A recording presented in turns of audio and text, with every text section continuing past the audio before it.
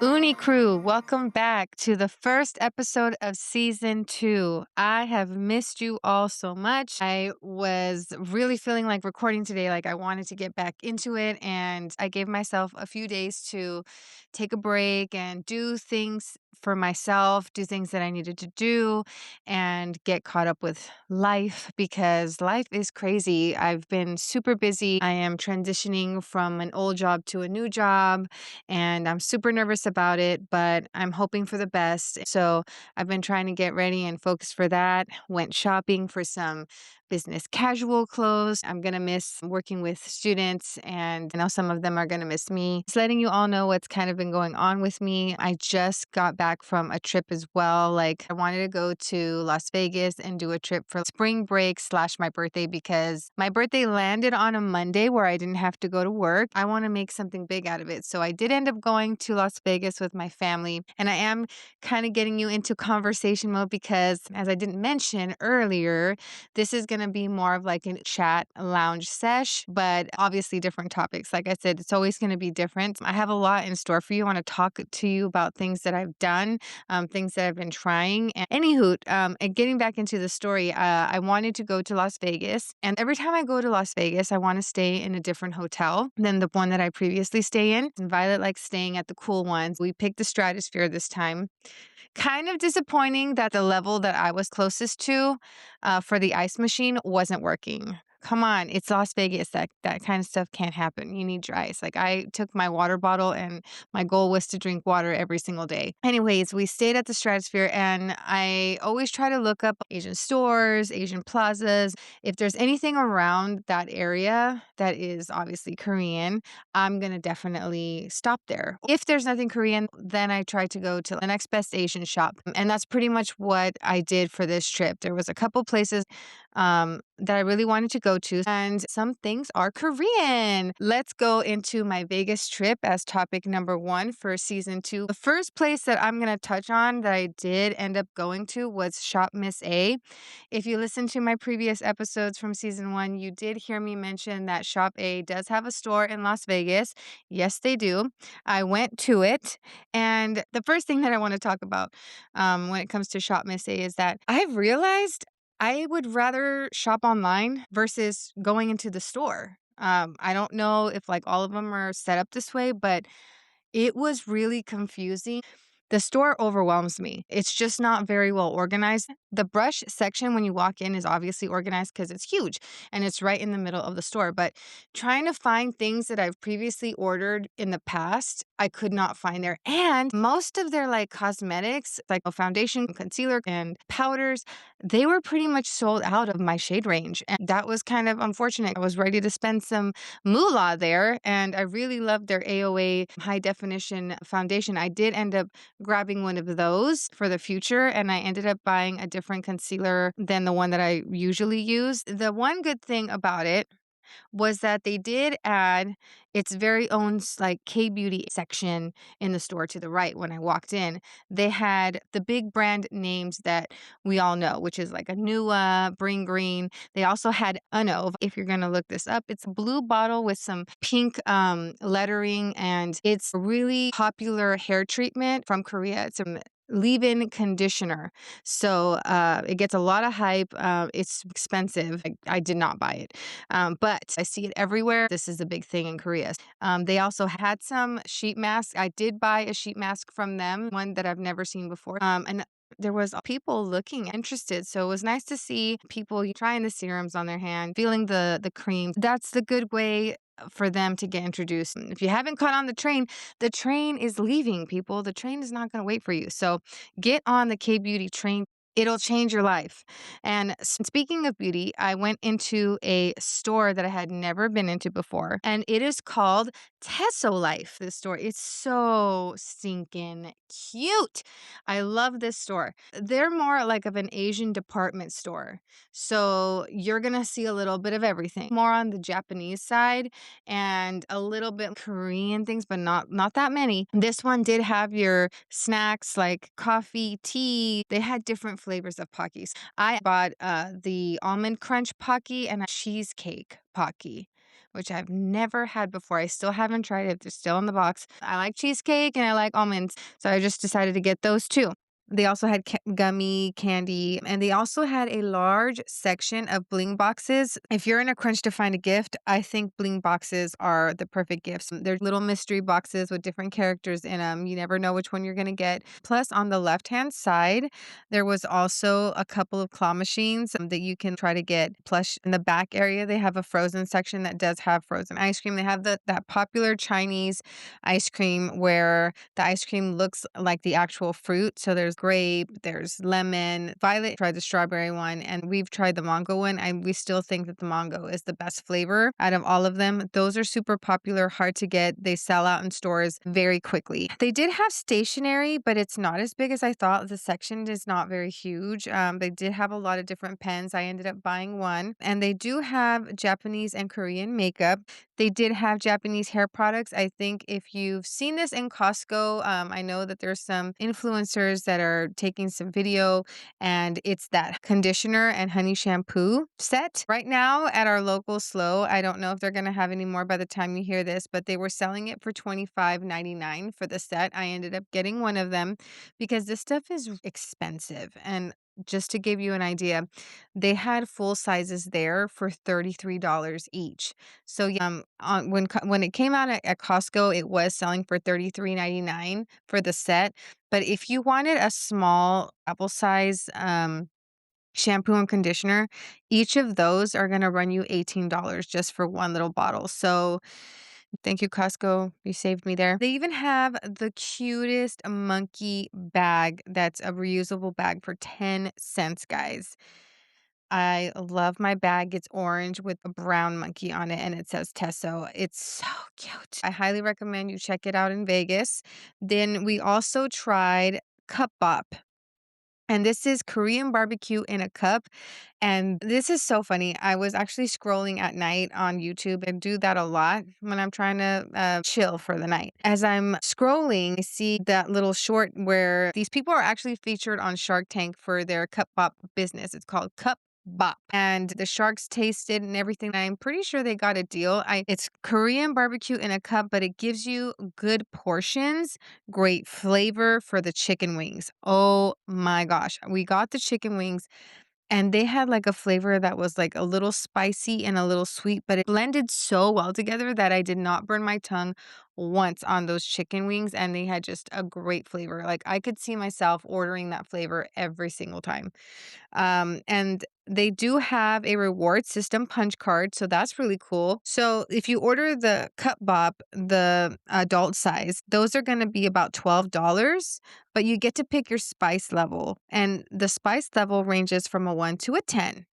And yes, I chose level 2. I chose baby spice. And Violet rated this food an 8 out of 10. You can get different types of meat.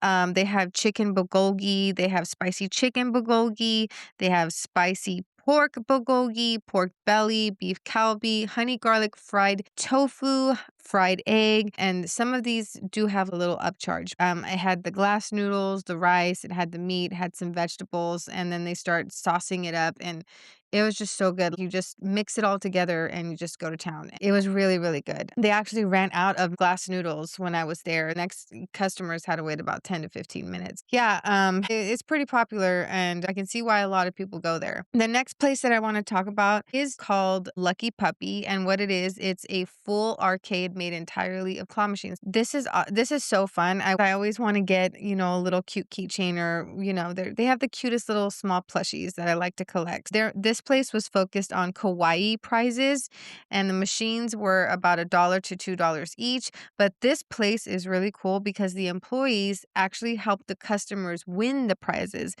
And what that looks like is, let's say you've tried your luck on this, we're going to say Pikachu claw machine, and you really want that plushie, but you just can't get it. And you've probably spent like a good $3 to $4 on it already. So then you go up to one of the employees and you tell them, hey, can I get some help? So they will open it up and sit the plushie in a good position where you're going to be able to grab it and take it home. And I think that's really nice because you don't want to go into one of these stores and get really disappointed. And it's not going to be fun if you don't even get something. You're spending all this money on tokens. That's really cool that they do that. So definitely recommend you go there. They also have a photo prop claw machine. There's a huge claw machine box at the back of the store, and you can take your picture in it. So it looks like you're actually one of the prizes. I did take a couple of pictures with Violet and her dad, and all three of us in it. So definitely recommend that place. And so, yeah, that was my trip. Did do a little bit of gambling. I'm not a big gambler. I do like to play on slot machines, but I don't bet very much. I only try to take 40 to 50 bucks, and I play like the lowest hand. I'm not a very good gambler, guys, but I had fun. And we did go to the pool and hung out with other friends that we met up with. And it was just a really fun trip. It wasn't as hot as I thought it was going to be, which was kind of interesting because when I came back from vacation, a lot of people here in SLO actually said that it was really hot. And so I'm kind of glad that we escaped that.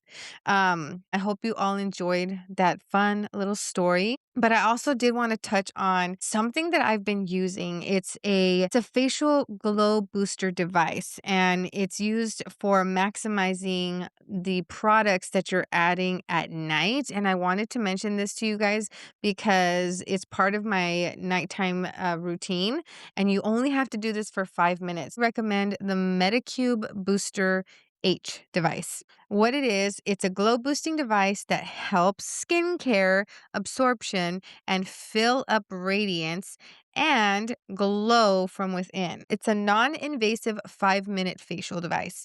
It uses electroporation technology to boost skincare absorption. It reported 490%. It aims to enhance hydration, improve skin texture, and provide a glass skin glow. It 5 intensity levels and can be used 1 to 3 times daily. Guys, I don't have time for that. I only use it one time, and if I'm lucky, I only use it at night and for 5 minutes.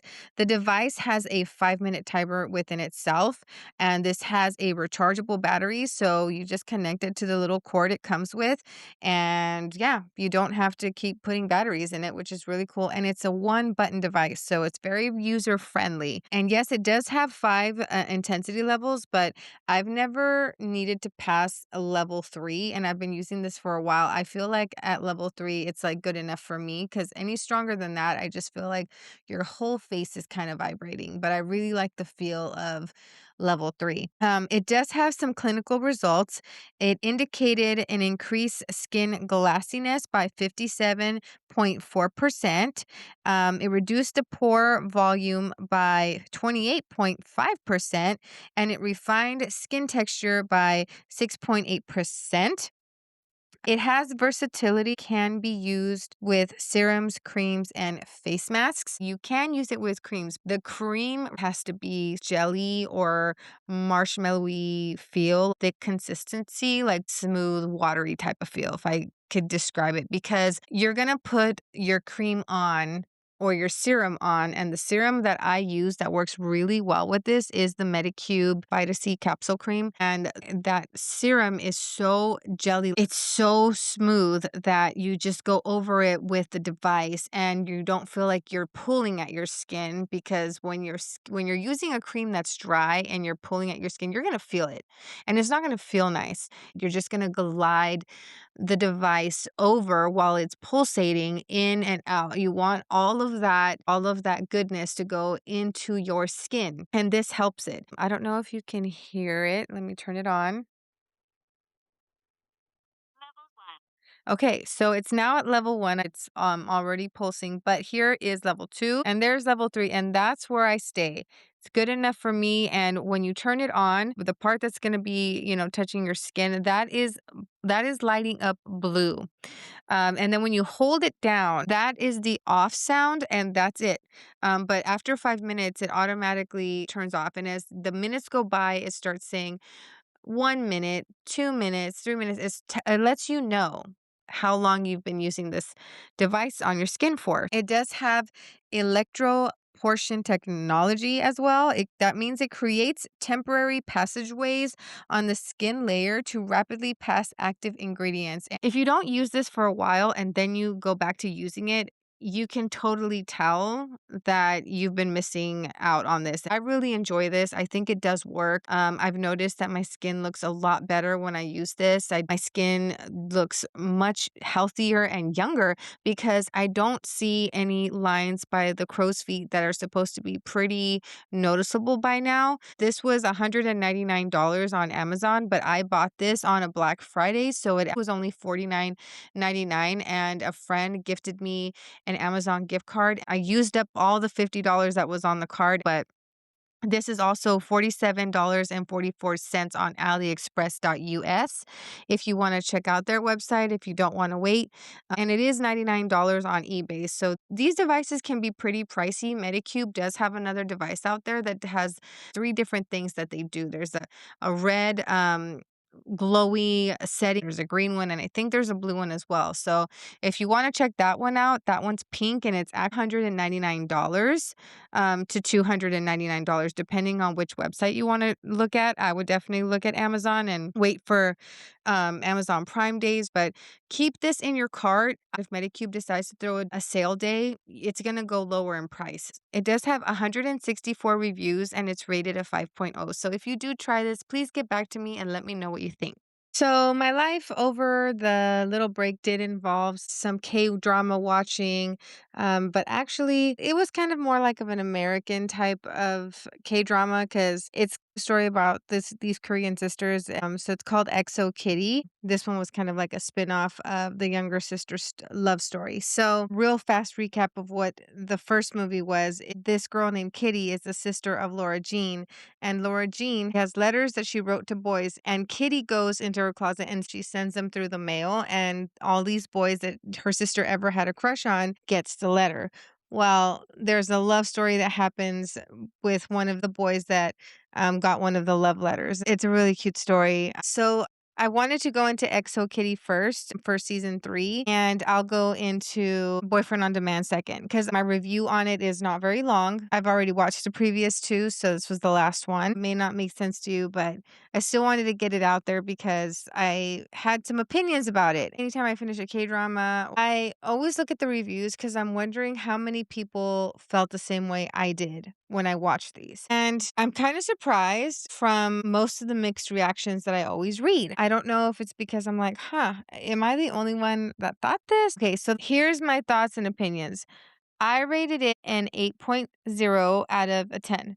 Season 2 was the best season out of all three. And obviously, we were all waiting for that epic kiss and the love confession between the two. But I didn't imagine it going the way it did. And I didn't like how they were throwing in a new character just to wreck everything. There were other mixed reviews. It's fun, not amazing. But their love triangle, others felt like it was repetitive and exhausting, which I totally agree. Here's what I think should have happened. Honestly, I don't think EXO Kitty even needed a third season. If season 2 had just been them confessing their love and them finally getting to kiss at the end, we were all waiting for, because there was so much built up to the point where they were in a good place and they were getting to know each other a lot more and they couldn't ignore those feelings. If it would have just been a little bit more runtime and we would have just gotten that kiss and the confession and the hug or whatever they're going to do at the end, I think that would have been it. I don't think we would have needed another season 3 because we were just waiting for that one little push that we all thought we were going to get in season 2, but they definitely did the slow burn on that. I do love the return of Laura Jean. She was the emotional anchor Kitty needed. In fact, I think a lot of us can relate to wanting that older sister figure, someone who's been through it and can offer that advice, that grounding. And even while Laura Jean had her own struggles, that connection added depth to Kitty's journey. And it's something I would have loved in my own life. And maybe that's why I resonated so much, because I didn't have sisters growing up, and that kind of guidance would have meant a lot. And moving on to the second drama that I watched over the break, it's called Boyfriend on Demand. I did finish it up and rated it an 8.5. I'm going to start off with a disappointment.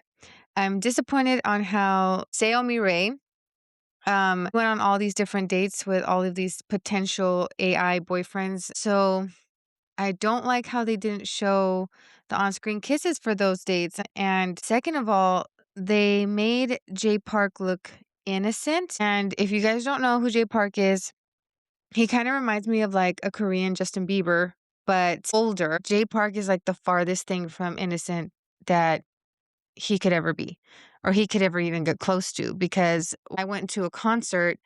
I saw all these girls throwing their undergarments on stage. Jay Park loves that kind of stuff. If you've ever seen his music videos, some of them are pretty sexy.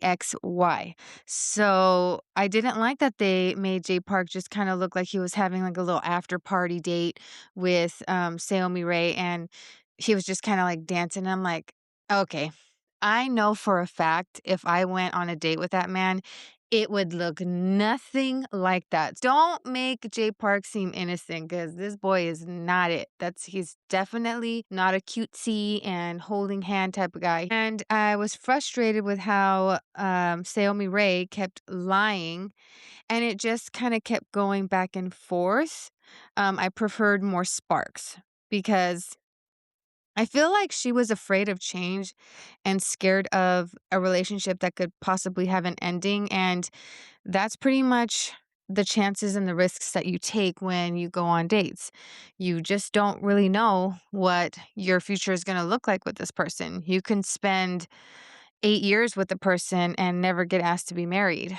You can spend 2 years and you can get married, that quickly. Get that the first breakup might have been really hard for her, but it was just like, for this type of drama, if they were going to make it 10 episodes, they shouldn't have prolonged all of those feelings for so long. If you're going to do that, then go 12 to 16 for the whole season. So basically, the AI version of Seo In-guk was going to make her happy regardless. They were always going to have a good time, because he was always going to try to find a way to cheer her up. It's all about you. It's not about him. And he was never going to try to make her unhappy. The AI was programmed to be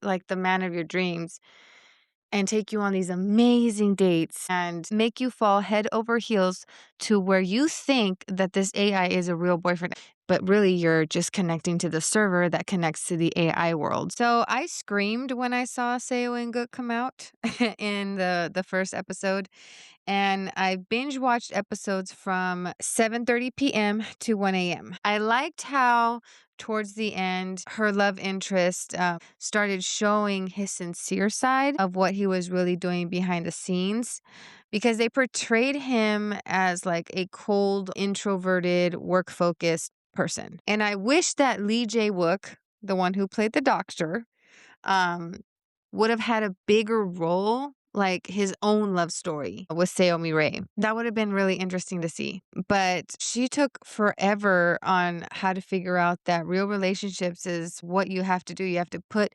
in work for those real relationships. And the virtual reality app was just giving her this fairy tale illusion of a perfect relationship that doesn't exist.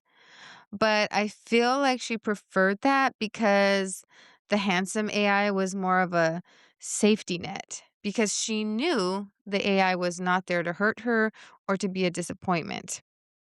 And I was shocked at how the real Park Kyung Nam found out she was seeing a different version of himself through the postcard, and then use the device himself to connect to the app and go into the virtual world disguised as Saomi Ray. Now, that right there, oh my gosh, I did not expect that. I actually did not see that coming in this drama.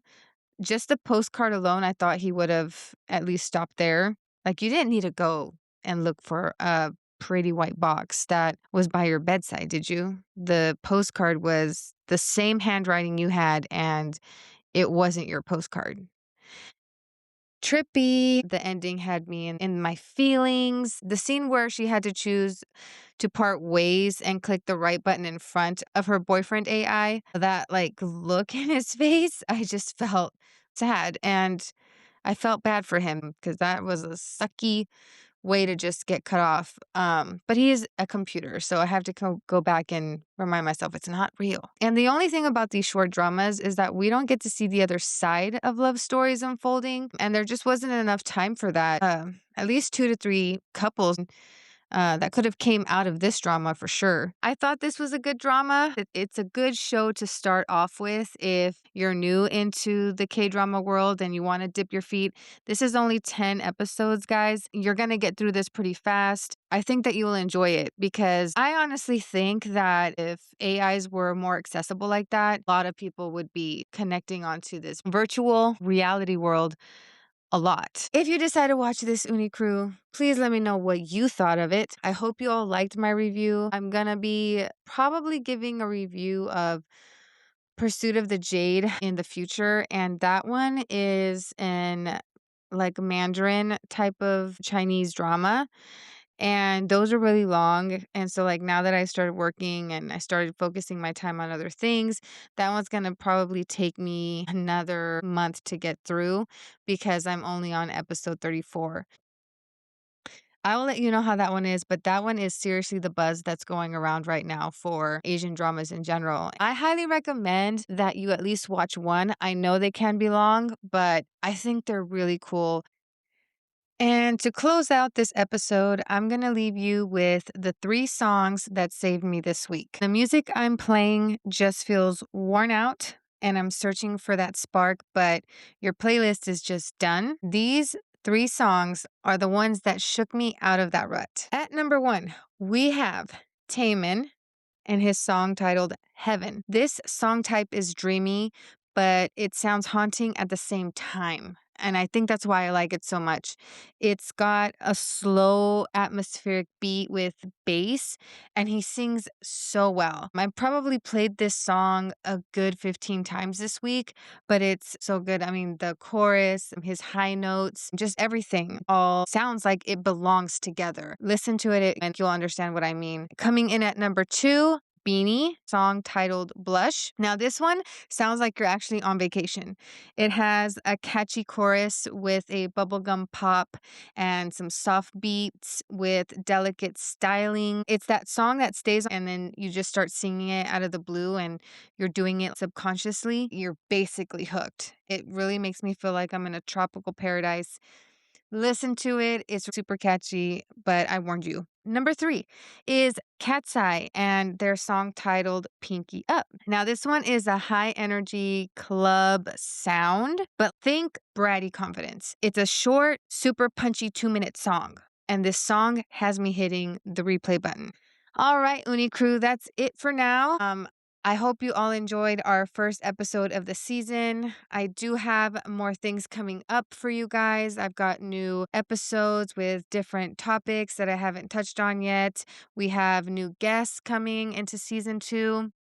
Maybe even a returning guest, but you're just going to have to wait and see what's in store. I'll see you every other Wednesday. I'm so happy to be back. I'll see you guys in the next one. And please, please hit that follow button if you like what you heard. Join me along the way.